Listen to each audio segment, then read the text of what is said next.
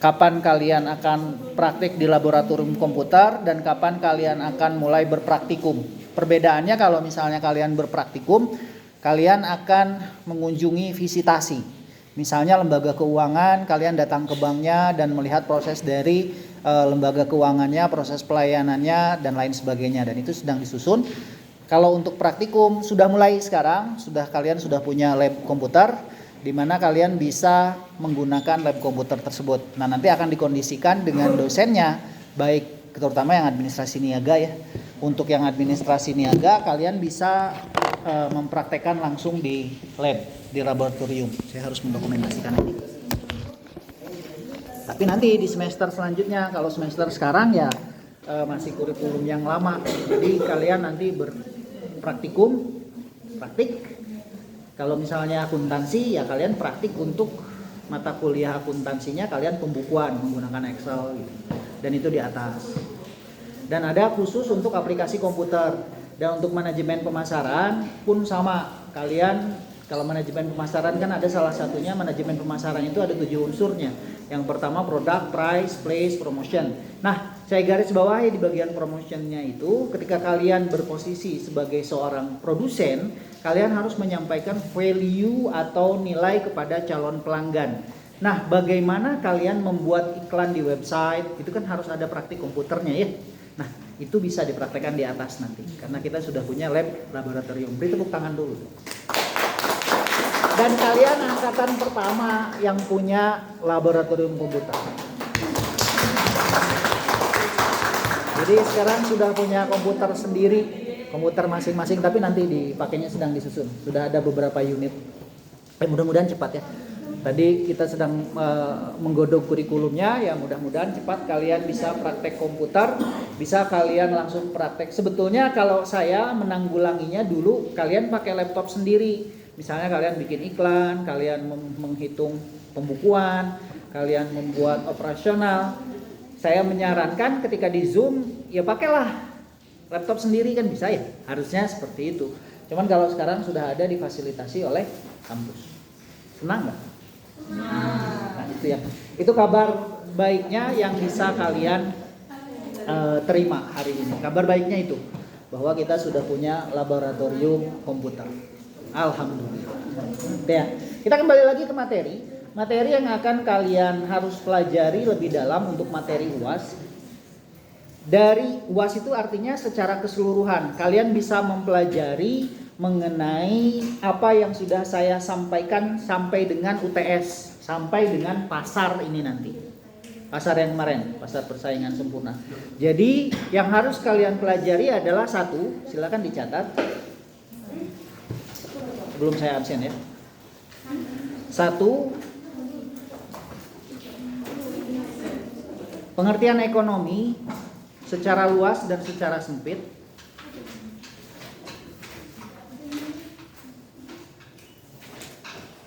Materi kisi-kisi UAS dari awal. Yang kedua, perbedaan ekonomi mikro dan ekonomi makro.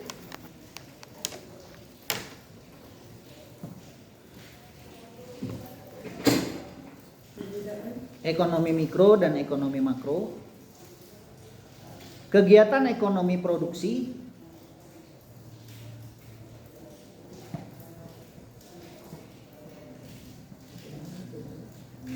Kegiatan ekonomi distribusi.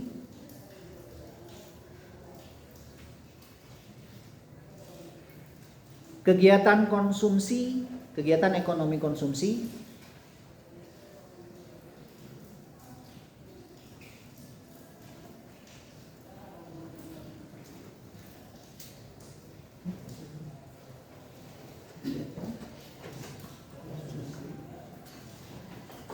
Perilaku produsen.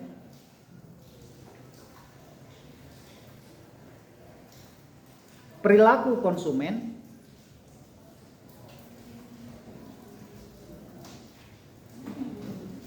Teori ekonomi klasik.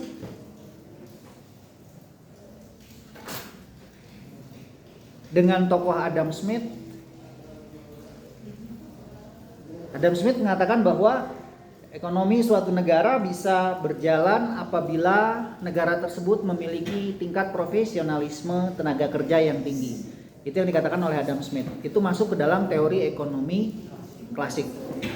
Kemudian teori ekonominya dari yang disampaikan oleh David Ricardo, masih teori ekonomi klasik. Hexker dan Ohlin.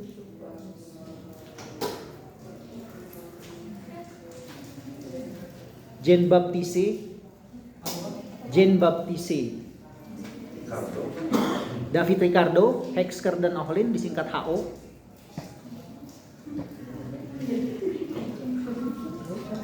Itu teori ekonomi klasik. Artinya intinya kalian pelajari mengenai apa sih yang disampaikan oleh Adam Smith dalam bukunya The World of Nation, yang berbicara bahwa kata Adam Smith harus ada tangan Tuhan, invisible hand.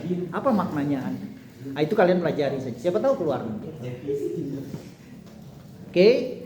Kemudian teori ekonomi modern.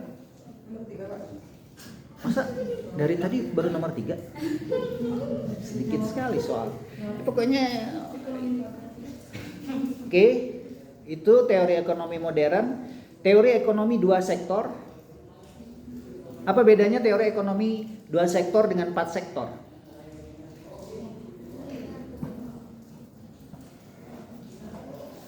Teori ekonomi 2 sektor hanya melibatkan rumah tangga dan perusahaan. Oke. Naik, teori ekonomi 3 sektor sudah melibatkan lembaga keuangan. 4 sektor sudah melibatkan luar negeri. Itu perbedaannya, perbedaan mendasarnya. Oke. Artinya sudah ada bisnis internasional di situ, sudah ada ekonomi internasional di mana melibatkan lebih dari 2 negara. Hal ini dianalisis dan dipelajari. Itu sudah saya sampaikan juga. Kalian pelajari saja garis besarnya lah mengenai teori-teori itu. Tidak terlalu banyak keluar, tapi garis besarnya kalian harus paham. Karena bentuk soalnya nanti akan essay. Oke? Essay. Satu soal yang saya nilai pemahaman kalian, bagaimana kalian menerangkan mengenai hal-hal tersebut yang saya jelaskan tadi. Mulai dari pengertian ekonomi, ekonomi secara luas, ekonomi secara sempit, kegiatan-kegiatan ekonomi produksi, konsumsi, distribusi, menghitung pola produksi. Itu ada, itu pola produksi ada. Kemudian menghitung equilibrium, ya siapa tahu keluar lagi. Itu kan sudah saya sampaikan. Equilibrium, nah itu harus kalian pelajari. Sampai akhirnya produk yang kalian miliki sampai ke tangan konsumen. Perilaku konsumen tentu di sini berpengaruh. Bagaimana konsumen sampai membeli? Apa yang mendorong konsumen itu membeli? Oke, berarti itu ada perilaku konsumen. Sudah berapa soal? 10.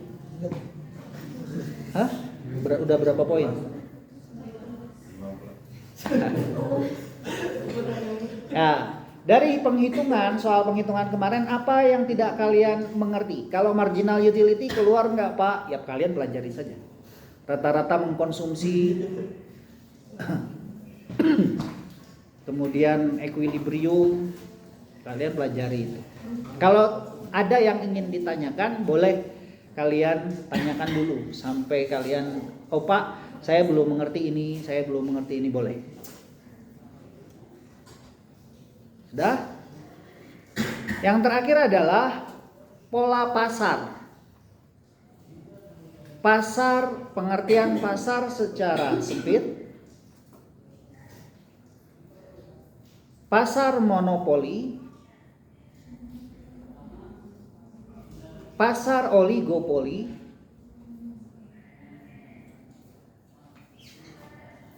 Pasar persaingan sempurna.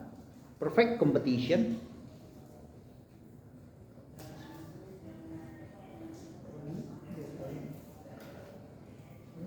Dan pasar persaingan tidak sempurna.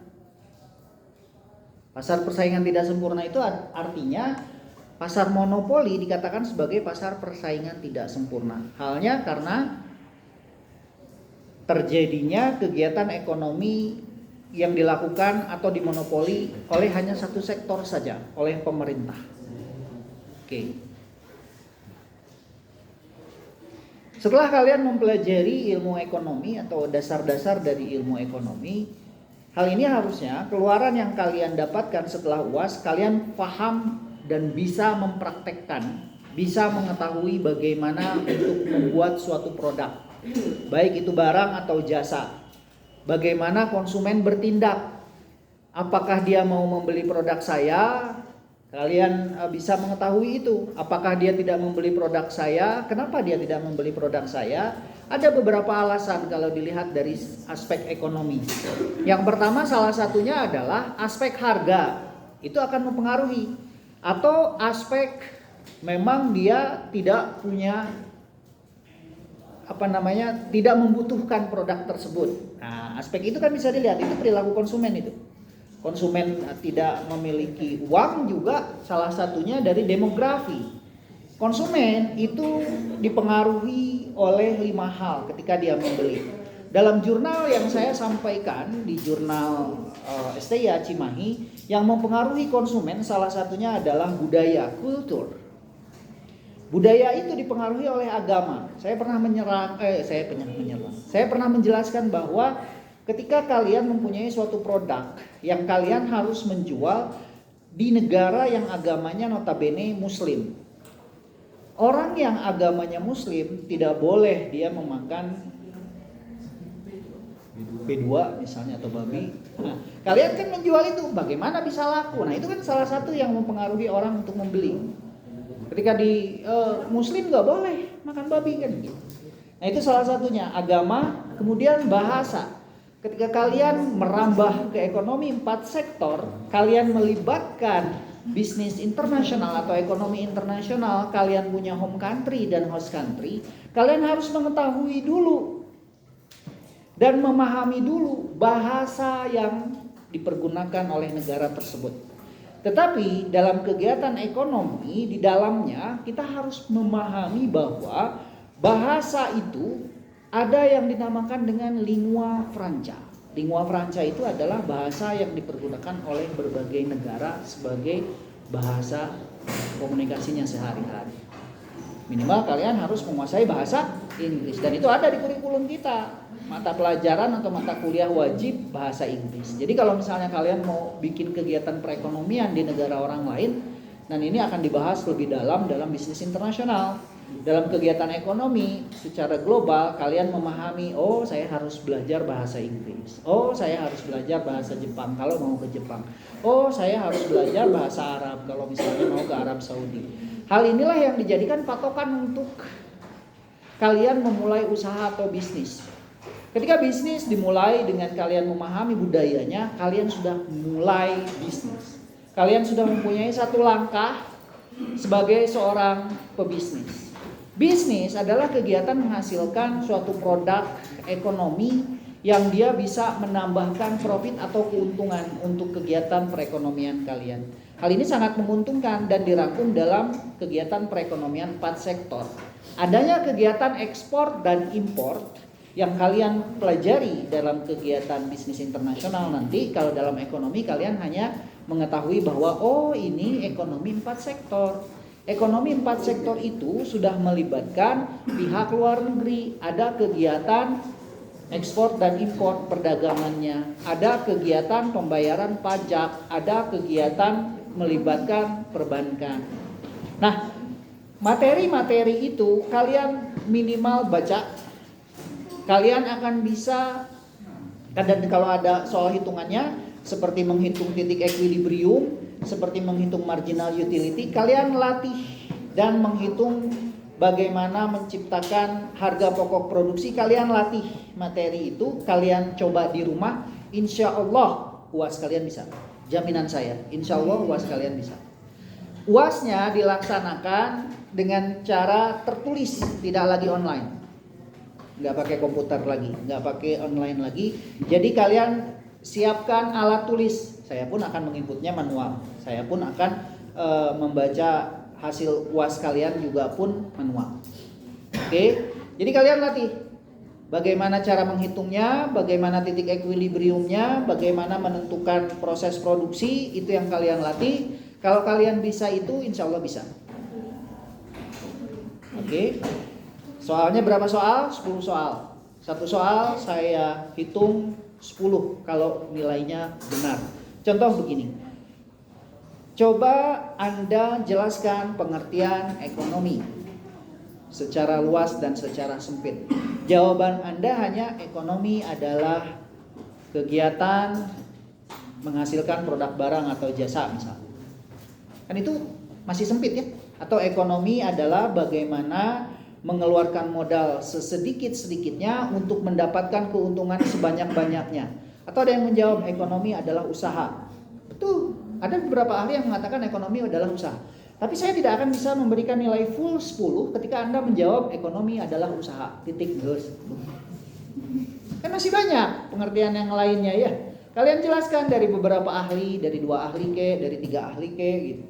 Dan mengenai kegiatan ekonomi 2 sektor. Ekonomi 2 sektor hanya melibatkan rumah tangga dan perusahaan. Padahal kan di situ ada rumah tangga mengeluarkan apa, barang modal kah, kemudian sumber daya manusianya kah, kemudian penggajiannya kah, kan itu ada penjelasannya ya, ekonomi 2 sektor.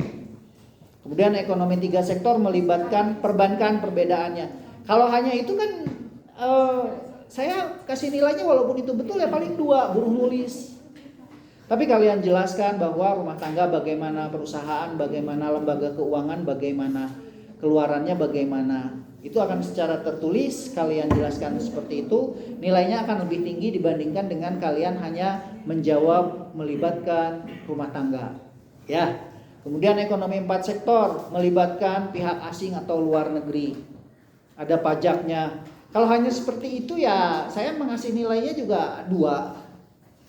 Kalau di total walaupun benar ya 2 gitu. Karena ada yang lebih lengkapnya. Bagaimana kegiatan ekonomi 4 sektor sampai dia melibatkan pihak luar negeri, sampai kita melibatkan adanya pembayaran ekspor dan impor, kan itu ada prosesnya.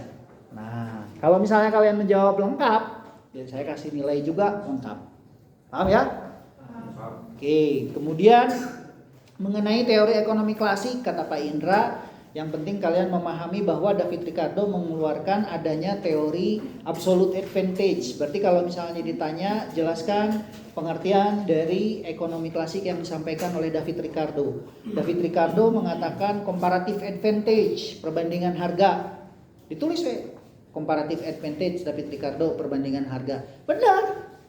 Tapi tidak ada penjelasannya 2. Harusnya penjelasannya begini. Kalian jelaskan lagi bahwa David Ricardo mengatakan suatu negara melakukan kegiatan perekonomian, bisa melakukan kegiatan perekonomian kalau ada perbandingan harga dibandingkan dengan negara lainnya. Perbandingan harga itu termasuk di dalamnya perbandingan sumber daya alamnya. Negara A belum tentu dia memiliki sumber daya alam yang dimiliki oleh negara B. Nah, itu David Ricardo itu teorinya. Sampai perluasannya ke teorinya dari Keynesian itu. Keynesian mengatakan bahwa suatu negara kalau mau melakukan kegiatan perekonomian, maka kita bisa menghitung untuk pendapatan nasionalnya yang dicari dengan menggunakan rumus yield atau pendapatan equal investment, saving, governance, tax, and then export dan import. Nah, itu kan ada penjelasannya. Y sama dengan investment, I kemudian ditambah dengan saving, S ditambah dengan governance, G ditambah dengan tax, ditambah dengan ekspor, dikurangi dengan impor. Maka didapatkan hasil pendapatan nasional suatu negara. Berapa produk domestik bruto dari hasil yang kalian cari? Kan itu bisa dihitung. Kalau misalnya suatu negara PDB yang ditargetkannya adalah misalnya 200 miliar, ternyata hasilnya kurang dari 200 miliar, ya bisa dikatakan negara tersebut berada di negara maju, negara berkembang, atau negara miskin. Kan begitu. Dibandingkan dengan negara yang lain. Indonesia dibandingkan dengan Malaysia, PDB-nya berapa? PDB itu selain diukur dari tadi, yang yield tadi diukur dari investmentnya, kemudian tingkat savingnya, tingkat konsumsinya atau C-nya, ditambah dengan pengeluaran pemerintahnya, juga bagaimana masyarakatnya memutar perekonomian dengan cara menciptakan suatu produk barang atau jasanya. Kalau tidak ada perekonomian di situ, tidak ada pendidikannya yang maju, pendidikannya rendah dari suatu negara itu, dikatakan bahwa negara itu berada di bawah garis kemiskinan. Tingkat kesehatannya bagaimana? Tingkat pendidikannya bagaimana? Diukurlah PDB-nya, kan begitu. Nah, kalian bisa baca teori itu.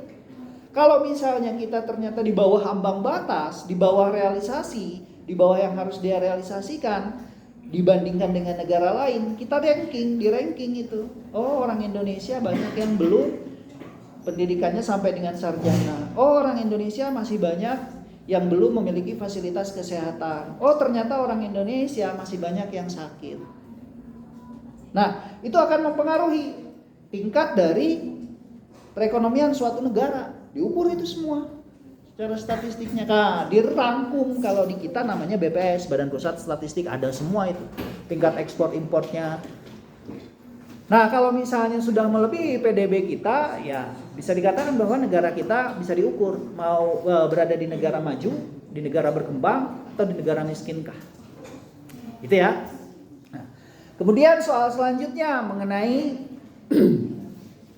bagaimana perilaku dari produsen. Produsen mengeluarkan suatu produk barang diukur dari bagaimana dia menciptakan barang tersebut. Berapa bahan bakunya? Bagaimana produksinya? Sampai nggak produksinya dengan satu mesin? Bagaimana sumber modalnya? Bagaimana mesinnya? Bagaimana tanahnya? Bagaimana bahan bakunya? Bagaimana tenaga kerjanya? Bagaimana SDM-nya? Dihitung, diukur kemarin. Ya, pertemuan kemarin kita sudah mengukur ya. Sudah menghitung, benar nggak? Harga pokok produksinya sekian. Berarti harga per unitnya berapa? Oh, ternyata dari harga produksi kita mendapatkan bahwa kita memproduksi 100 unit. Ingat nggak? Kita memproduksi 100 unit. Dibagi pengeluarannya berapa unit? Kita bagi 10. Oh, berarti harganya berapa kalau misalnya dibagi 10? 100 bagi 10. Hasilnya berapa? 10. Karena 10 kali 10 adalah 100. Berarti harganya bisa kita keluarkan 10. Kita lihat harga pesaing. Pesaing berapa? Oh, ternyata harga pesaing dia bisa mengeluarkan harganya 5. Oh, kita harus menekan itu. Nah, itu kalian latih lagi di rumah. Siapa tahu nanti UAS keluar. Kemudian kita menghitung lagi. Ketika kita memproduksi, konsumen mempunyai perilaku. Kalau dia membeli berdasarkan dari price-nya atau harganya. Kita mengenal adanya kegiatan ekonomi bahwa kegiatan produksi itu harus memikirkan konsumsi dari konsumennya. Bagaimana konsumen itu membeli suatu produk barang? Ditentukanlah dengan titik equilibrium.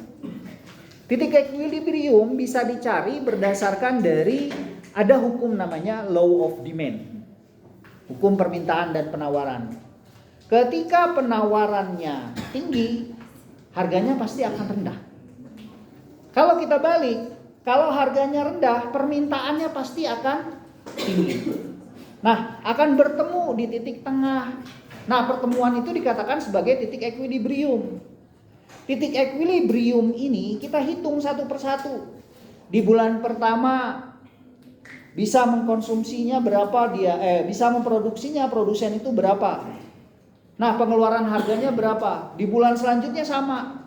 Sampai ketemu, oh konsumen akan membeli ketika bertemu di salah satu titik 10 tadi kita hitung. Dikatakan titik 10 itu adalah titik equilibrium atau titik pertemuan antara permintaan dengan penawaran. Jadi pas, kalau misalnya permintaannya sekian, penawarannya sekian, harganya sekian, cocok. Produk kalian akan laku. Tapi dari sisi lain, kalau misalnya kalian berbicara mengenai analisis, kalian bisa melakukan dengan analisis SWOT. Analisis SWOT adalah kalian bisa baca buku ekonomi pembangunan. Pengantar ekonomi pembangunan. Salah satu cara alat analisis, kita menghitung analisis SWOT itu, kekuatan kita di mana? Strength, weakness, opportunity, dan threat. Kekuatan kita di mana? Kelemahan kita di mana, ancaman kita di mana, peluang kita di mana, itu dihitung satu persatu. Kalau dalam penghitungan kegiatan perekonomian yang kita lakukan, kalau banyak kekuatan yang kita miliki, tentu kita bisa menciptakan produk baru dan kegiatan perekonomian baru, dan ekonomi itu akan tumbuh. Kalian bisa memproduksi suatu produk barang. Setelah dianalisis, oh ternyata di pesaing mereka tidak bisa menciptakan produk yang harganya lebih rendah dibandingkan dengan produk yang saya miliki. Analisis itu yang diperlukan. Ekonomi bisa berkembang kalau adanya diversifikasi. Ada perbedaan ya. Kita balik lagi ke ekonomi klasik tadi. Diversifikasi bisa diciptakan kalau salah satu negara itu memiliki yang dinamakan dengan spesialisasi dan profesionalisme tenaga kerjanya. Kalau misalnya saya hitungkan negara A, negara B, mereka sama-sama punya 10 tenaga kerja. Ini teorinya Adam Smith ini. Kata Adam Smith, kalau dengan 10 tenaga kerja, negara A dan negara B, mereka menghasilkan negara A 5 unit untuk produk TV, negara B 10 unit produk TV, maka dikatakan negara B memiliki keunggulan mutlak atau comparative absolute advantage, keunggulan dari tenaga kerja yang dimiliki. Professional seperti itulah yang harus dilakukan, yang harus dimiliki oleh tenaga kerja di suatu negara. Nah, itu teori ekonomi klasik itu. Oke? Bisa dipahami? Nah, untuk menganalisis pasar, kalian menganalisis pasar, melihat bagaimana konsumen untuk membeli. Setelah kalian mengetahui, oh dari jurnal Pak Indra ternyata orang-orang di sini agamanya Muslim. Kita jangan berjualan produk yang tidak boleh dikonsumsi oleh mereka. Kemudian kebiasaan mereka punya tingkat strata sosial yang tinggi. Ya kita bisa menentukan harganya yang pas berapa. Kalau misalnya secara demografi kita ukur penghasilan mereka 10 juta, kita bisa menjual produk yang Coca-Cola di warung 6.000, kita bisa menjual produk harganya 60.000. Nah, itu secara demografi itu mempengaruhi konsumen untuk membeli. Mengenai harganya itu. Jadi strata sosialnya, kemudian penghasilan dia berapa, itu mempengaruhi kegiatan ekonomi. Oke? Nah, sampai di sini ya itu aja lah dulu yang harus kalian pelajari, karena kan terlalu banyak nanti kalian pusing. Terlalu banyak yang harus dipelajari, udah pusing. Tinggal satu kali lagi saya kasih kuis deh. Pemanasan sebelum kalian, berarti minggu depan kuis. Jadi hari ini saya isi 3 kali berarti ya. Absennya 13, 14, 15 gitu ya. Minggu depan kuis selesai, minggu depannya lagi kalian UAS. Saya absen aja kalau gitu. Gina Mustika ada nggak? Kemana Gina? Mulai dari Selfie dulu. Selfie Fauzia.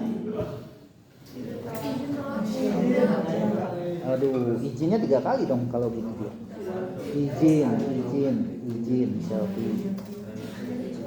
Selfie Fauzia, izin dia. Oke, Silva Awalia. Kemana dia? Oh iya, kembar. Oh. Aura kasih memang nggak ada ya.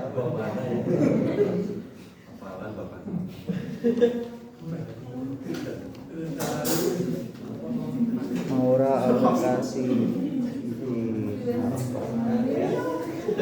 Muhammad Jimenez Saputra. Oh oke. Muhammad Jimenez Saputra hadir. Arina Agustiani.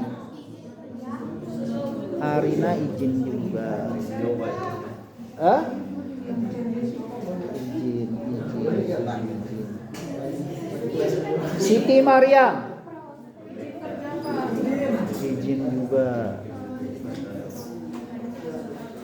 Izin. Dia udah sering gak masuk loh Siti Mariam. Kemudian Adinda Novianti. Sakit dia?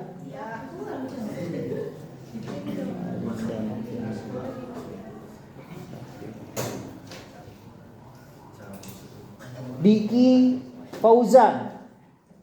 Diki kemana? Izin juga? Hah? Oh hadir berarti kalau izin telat. Libertine Daily. Oke.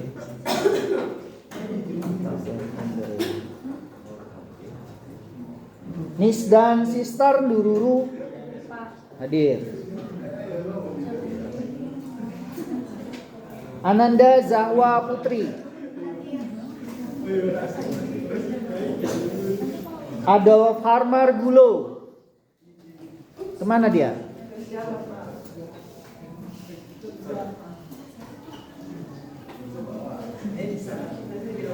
Krisdayanti Bulolo. Ada? Oke. Krisdayanti Bulolo. Biramasani Halawa.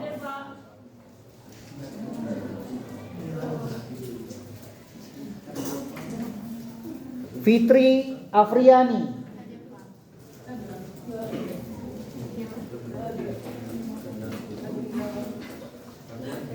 Oke.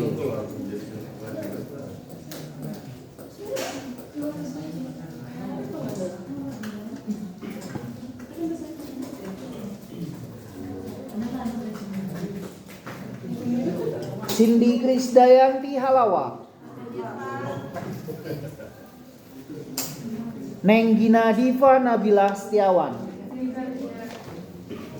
Izin kerja.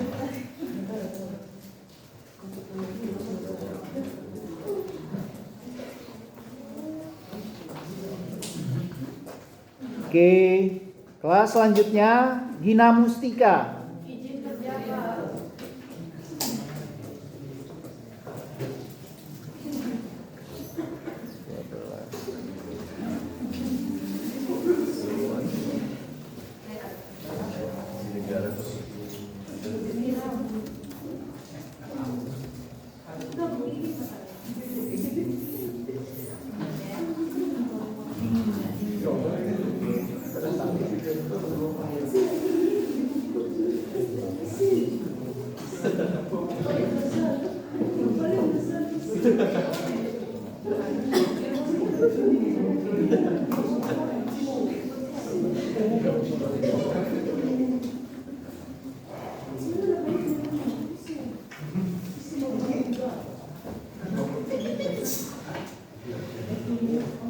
Asep Suprianto hadir ya.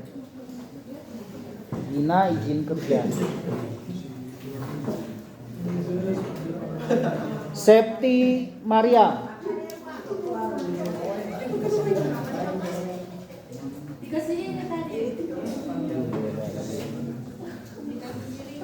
Oke. Muhammad Dwi Andika. Oke. Alvin Awaludin. Alvin. Mana Alvin? Izin pakai sakit, Pak. Hah? Sakit tadi di grup. Grup kan ada sakit. Fitri Ida Sari Daily. Fitri Ida Sari Daily.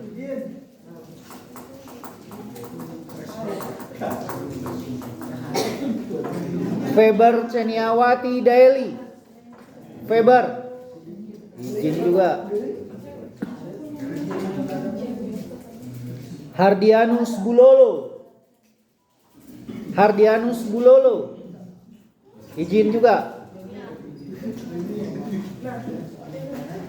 Suwardin Bulolo.